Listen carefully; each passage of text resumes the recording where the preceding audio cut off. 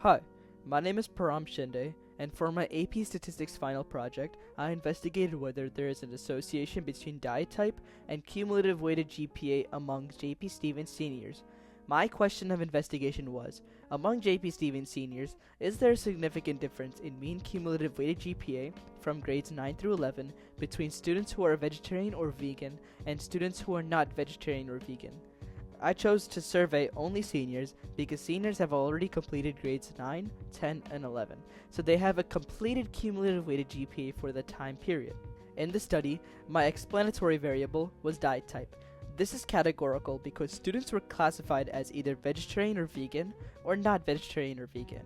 My response variable was cumulative weighted GPA from grades 9 through 11. This is quantitative because GPA is measured numerically. Since I'm comparing the mean GPA of two groups, this is not a regular correlation test. Correlation requires two quantitative variables. Instead, I used a two-sample t-test for the difference in means. The two groups in my study were non-vegetarian JP Stevens seniors and vegetarian or vegan JP Stevens seniors. I collected my data using an anonymous Google form. The form was sent to current JP Stevens seniors and asked students to report their diet type and their cumulative weighted GPA from grades 9 through 11. The survey did not collect names, emails, student IDs, screenshots, or full transcripts. This helped keep responses anonymous and reduce pressure for students to answer in a certain way. For my analysis, I combined vegetarian and vegan students into one group. I compared that group to students who were not vegetarian or vegan. In total, I collected data from 60 students. There were 30 students in the non-vegetarian group and 30 students in the vegetarian or vegan group. I tried to reduce bias in a few ways. First, the survey was completely anonymous, so students may have felt more comfortable reporting their GPA honestly. Second, I only surveyed seniors, which made the GPA variable more consistent because all participants had completed grades 9 through 11. Third, all responses came from JP Stevens students, so the GPA scale was the same across the sample. However, some biases were still present. One possible issue is self-reporting bias, because students may have rounded, misremembered, or exaggerated their GPA. Another issue is voluntary response bias, because students who care more about grades or diet may have been more likely to answer the survey. There are also many possible confounding variables. GPA can be affected by course rigor, number of AP classes, study habits, sleep, tutoring, extracurricular involvement, health, and motivation. Because of these variables, this study can only show association, not causation. After collecting the responses, I organized the data in a spreadsheet. I created a group column where vegetarian and vegan responses were coded as vegetarian or vegan, while students who were not vegetarian or vegan were coded as non-vegetarian. This gave me two clear groups to compare using GPA as the quantitative response variable. I used Desmos to help analyze the data. I entered the non-vegetarian GPA values into L1 and the vegetarian or vegan GPA's values into L2. To explore the data visually, I created side-by-side box plots comparing the cumulative weighted GPAs of non-vegetarian seniors and vegetarian or vegan seniors. The red box plot represented non-vegetarian JP Stevens seniors. The green box plot represents vegetarian or vegan JP Stevens seniors. For the non-vegetarian group, the minimum GPA was 2.36, quartile 1 was 4.0306, the median was 4.904, quartile 3 was 5.2493, and the maximum was 5.7284. For the vegetarian or vegan group, the minimum GPA was 2.72, quartile 1 was 4.1889, the median was 4.6999, quartile 3 was 5.2244, and the maximum was 5.612. Both the distributions appear slightly skewed left because both groups have lower GPA values stretching farther to the left, while many GPAs are clustered toward the high end. There were no clear outliers using the box plot rule. The two distributions overlap heavily. The non-vegetarian group has a slightly higher median GPA, but the difference does not look large visually. Because of that, a hypothesis test is needed to determine whether the difference is statistically significant. The summary statistics gives a numerical comparison of the two groups.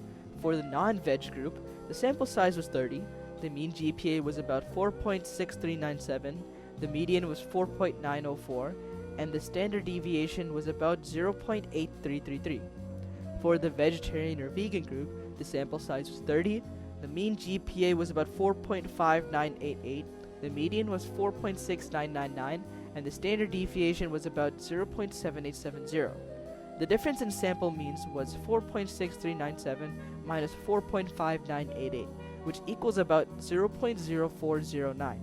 This means that, in my sample, the non-veg group had an average GPA that was higher by about 0.041 GPA points. However, this is a very small difference, and it could easily have happened by random chance, so I conducted a formal hypothesis test. For my formal analysis, I used a two-sample t-test for the difference in means. I defined mus of 1 as the true mean cumulative weighted GPA from grades 9 through 11 for non-veg JP Stevens seniors. I defined mus of 2 as the true mean cumulative weighted GPA from grades 9 through 11 for vegetarian or vegan JP Stevens seniors. My null hypothesis was that there is no difference in mean GPA between non-veg seniors and vegetarian or vegan seniors. My alternative hypothesis was that there is a difference in mean GPA between the two groups. I used a significance level of 0.05. Before conducting the test, I checked the conditions for a two-sample t-test. First, the groups were independent because each student could only belong to one diet group. Second, the 10% condition was reasonably met because my sample included 60 seniors, which is about 10% or less of the JP Stevens senior class. Third, the large sample condition was met because both groups had 30 observations. The non-vegetarian groups had 30 responses, and the vegetarian or vegan group also had 30 responses. Because of this, the sampling distribution of the difference in means should be approximately normal by the central limit theorem. The random condition was not perfectly met because this was a voluntary survey, not a true random sample. This is one of the main limitations of my study. Using Desmos, I conducted a two-sample t-test with the alternative hypothesis that the two means are not equal. The point estimate, or difference in sample means, was 0.04089. The test statistic was t equals 0.19541. The degrees of freedom were approximately 57.8113, and the p-value was approximately 0.84576. The p-value represents the probability of getting a difference in sample means as extreme as the one I observed, or more extreme, assuming there is actually no true difference in mean GPA between non-veg seniors and vegetarian or vegan seniors. Since the p-value of 0.84576 is much greater than 0.05, I fail to reject the null hypothesis. There is not convincing statistical evidence that the mean cumulative weighted GPA from grades 9 through 11 is different between non-vegetarian JP Stevens seniors and vegetarian or vegan JP Stevens seniors. This does not prove that the two groups have the exact same mean GPA. It only means that my sample did not provide strong enough evidence of a difference. I also created a 95% confidence interval for the difference in mean GPA between the two groups. The 95% confidence interval was from negative 0.37804 to 0.45983. This means I am 95% confident that the true difference in mean cumulative weighted GPA from grades 9 through 11 between non-veg JP Stevens seniors and vegetarian or vegan JP Stevens seniors is between about negative 0.378 and 0.460 GPA points. Because the interval includes 0, it is reasonable that there may be no true difference in mean GPA between the two groups.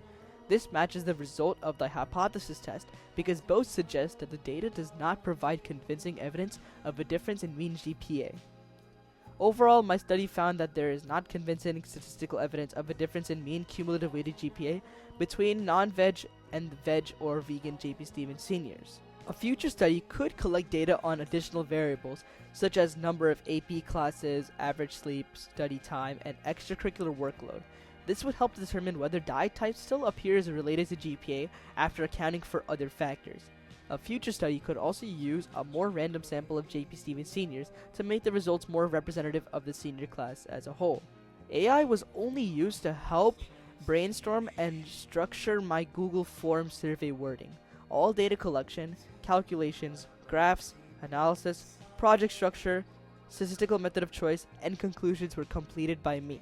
The main takeaway is that there was not convincing statistical evidence of a difference in mean cumulative weighted GPA between non-veg and vegetarian/vegan JP Stevens seniors. Thank you.